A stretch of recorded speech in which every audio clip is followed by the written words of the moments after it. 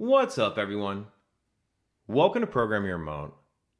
Today we're going to take a look at how to replace the battery in this Acura remote key fob.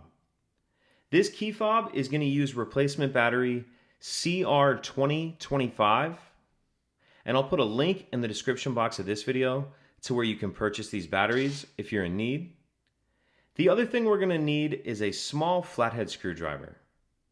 So if we take a look at the bottom of our fob, we're going to see this slot right here.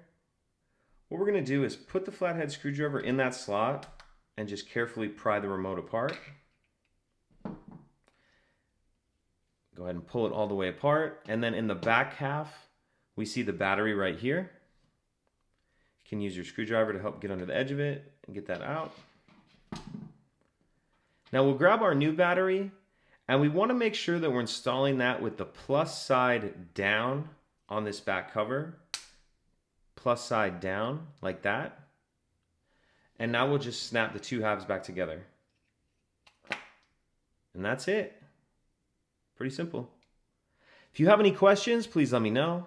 If you could take a second to like and subscribe, it helps us out and I'd appreciate it. Thank you.